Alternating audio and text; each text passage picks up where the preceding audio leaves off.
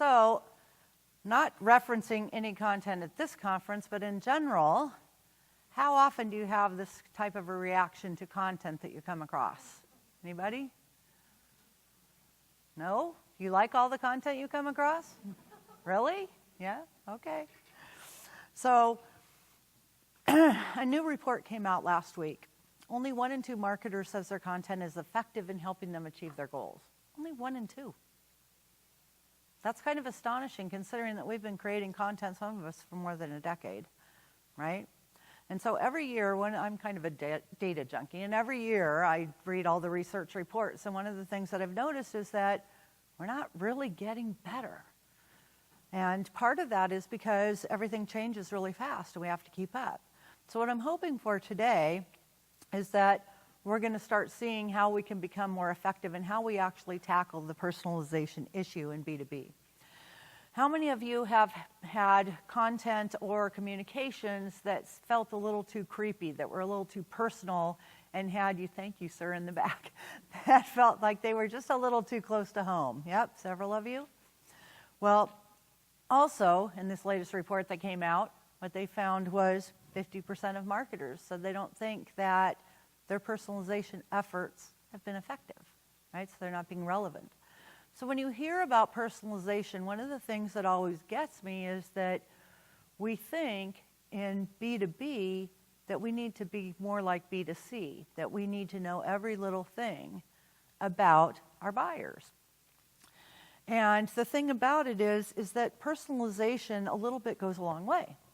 The thing with marketing is that until we get to the point where we can effectively do one-to-one at mass scale, that's not our mandate. Our mandate as B2B marketers is to engage the widest swath of people representative of the target market we sell to, okay? That's the goal with personas, is to help you learn enough about the target market, one target segment that has the same care-abouts and commonalities that we can use to reach as many of them as possible in a relevant way to help them move forward in their, evaluation and purchase decision.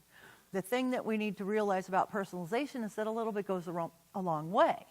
So for example, I got an email the other day that said, as the CMO of Marketing Interactions, blah, blah, blah. And I'm like, okay, you can look at any of my profiles anywhere and understand that I'm the CEO, not the CMO. How long do you think that email sat in my inbox before I hit the delete button? So it doesn't take very much to turn people off. A friend of mine, Tim Reister, who works for Corporate Vision, some of you may have heard of him, they do a lot of research. He did a field study recently, and what he found was if we attempt to personalize and we get it wrong, we really screw ourselves up. It's better to do less well than to try and do too much and do it incorrectly.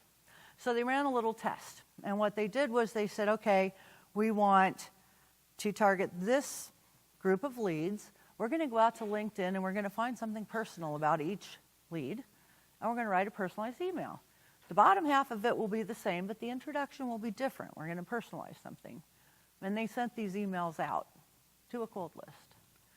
And that particular group bombed. I'll tell you about the one that did well as we move on. But the point is that it doesn't take a whole lot. Personalization is kind of like spice. Can you tell I like to cook? And a little bit goes a long way. But what we need to understand is which little bit do we need to use. And so that's what I'm hoping to share with you today. You don't need to know their shoe size, okay? In B2B, we don't need to talk about their gender. We don't need to know they live in the suburbs and have a wife and 2 kids and a dog and they drive a red Corvette and who cares? Is that going to help you sell software or whatever it is you're selling? Most of my clients are tech, so forgive the tech references for all of you who don't sell tech. But the point of it is we need to really understand their business, what their roles and responsibilities are, and we'll talk more about this. But we don't need to get into the nitty-gritty. I heard somebody say at one point that if you can talk about the college you went to, if you happen to go to the same college as your lead, there's a starting point. They don't care. They don't want to hear from you about that. They didn't know you when they went to school there. It may be great if you meet them in person, but to use it as an opening for an email is generally not going to be very effective because everybody now knows that's a ploy, right?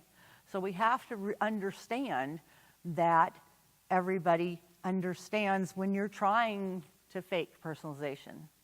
The other thing, and I wrote a rant about this on LinkedIn a couple of weeks ago, is how many of you have gotten these emails with the fake RE in them? You know, like you replied and they're replying back, and then you open them up and all it is them talking to themselves repeatedly because they keep putting RE in and keep sending them back to you. You know, fake REs, fake news, you know, and from a sales perspective. You know, if you don't think that your prospect understands that, that's craziness. So we need to be a little more cognizant about what we're doing, and we need to be respectful, right? And we need to be relevant most of all. So this is from research that Gartner did. The power in personalization is in actually helping people to advance their thinking, to advance their understanding about how they're going to solve a problem. That is the most important thing. And what they found that I think is really interesting is that you can look at personalization in a couple of ways. One way is, prove to me that you know me, okay? So what they found, and you can see it on the left, is that for companies who tried to go out there and prove they knew their prospects without adding any helpfulness, it actually decreased the recipient's intent to evaluate their products by 4%, so negative 4% impact on intent. The companies who went out and tried to help, even without trying to prove that they knew the person, the prospect, gained an increase of 16% in intent.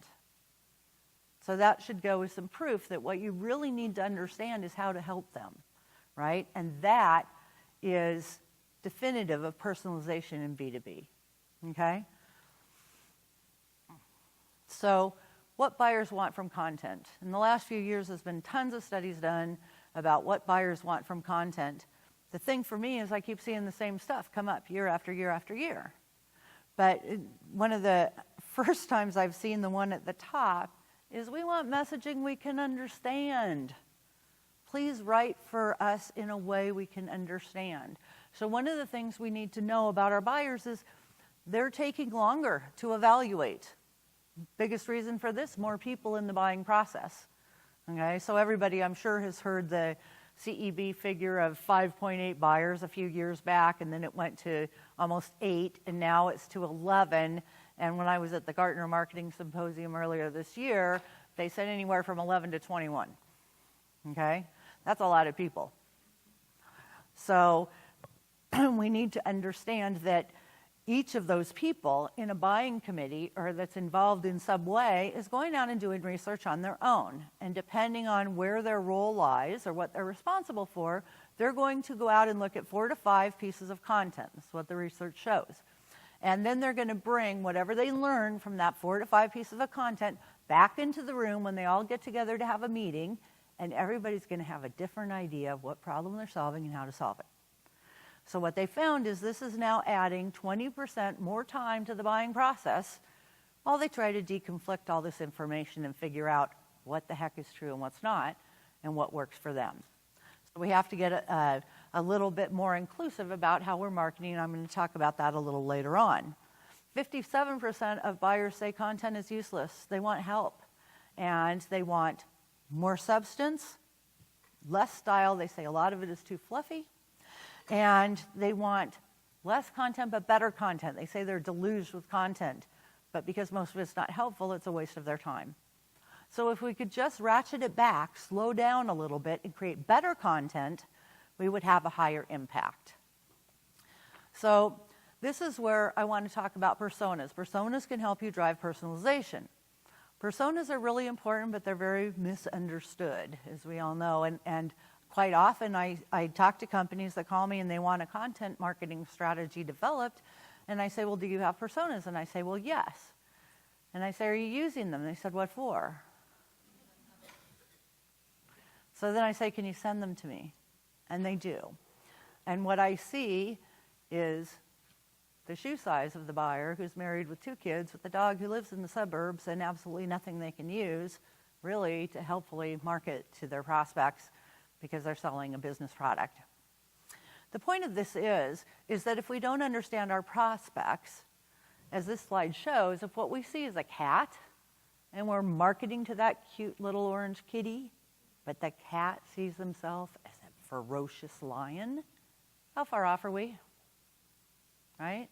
Personas can help you understand the perspective, how the buyers see themselves, how they see their role, okay?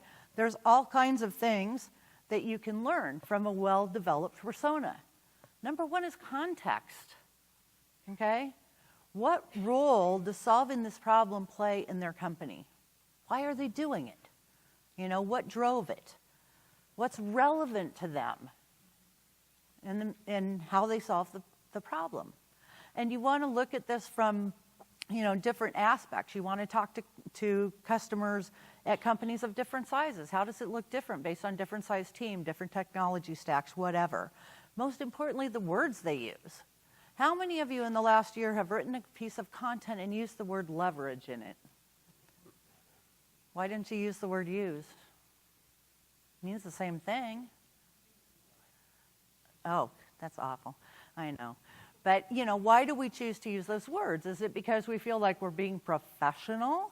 Well, people don't have time for that. They want messaging they can understand. Use the easy word, right? Put it in context, bring it down. They don't have a lot of time. They want to scan it, get the gist, and move on. How many of you run your content through the Fleisch-Kincaid grader? Excellent, yeah? I work for a lot of tech companies. What do you think happens when I get content from them and I run it through the Fleisch-Kincaid reader? Yeah, readability is like 0, right? And you have to have, I think, about the equivalent of 5 master's degrees and a PhD to get to the grammar level or the grade level that it comes down to. So we need to be really cognizant about that. But we need to understand their perspective about stuff. We need to understand their aspirations, right? What does success look like for them? From a company perspective, from a professional perspective. Are they trying to climb the ladder? Have they been there long enough and now they're looking at what legacy are they leaving? What does all of that look like? What's their risk tolerance, right? How much time do we need to spend mitigating risk? What does risk look like to them? We need to understand all of these things. And, I take issue with, I love data. I take issue with this idea that now that we have all this data, we don't need to talk to our customers anymore. We can build personas based on the data that we can cull from what's going on our web properties, what our prospects are doing. You know what the problem with that is? You don't know why they did it. You don't know if what they did actually worked for them or not. So we need to still talk to our prospects. Personas can help us get personalization right. One of the things I want you to think about with personalization is there's really 3 different focuses or 3 ways to look at personalization in B2B that's going to get you the most bang for your buck. Otherwise, you're spending a lot of time doing things that really aren't going to impact your buyers. Industry is great. Role is more important. And if you can understand the role, which is what a persona is really built around, then you have the best chances of getting the best results if you can be relevant to that role. Company, and I put company on here because if you're selling to a 20-person company, it's much different than selling to a 20,000 employee company. Hierarchy is different. Their relationships with the other teams are different. So we need to understand, what are the differences if there's a big difference in sizing, right? But if you focus on these 3 areas, and personas can really help you nail role, you will get way better results for your personalization than you will if you applied a ton of effort in a bunch of different ways. So I also want to talk about content, and I want to talk about being conscious about the context of your content. And I want to really make it clear that content is different based in the context in which it's used. Marketing content is really all about supporting a thought process, okay? And it's a specific story of, why and what and how somebody needs to change based on the problem they're trying to solve in relation to a specific persona. Whereas sales content should be designed to support a conversation, right? The conversations that your sales reps are having. They need content to substantiate what they've said in the discussions that they're having with buyers. And so sales content should be a little different. And then we get to customer content. Customer content is different yet again. So it's about helping your customers gain the promise that they were given when they bought your product, right? And then it's helping them realize future value. This is especially important to distinguish given the change in business models where everything is, a subscription sale and your customer could leave tomorrow, right? We're not selling big long-term heavy-duty contracts anymore. Most of the time it's now subscription. So not only is acquiring customers important, but keeping them, doubly important. So otherwise we're just running and running and running trying to generate more new customers. But we can actually grow our companies faster if we can keep and expand the accounts we have.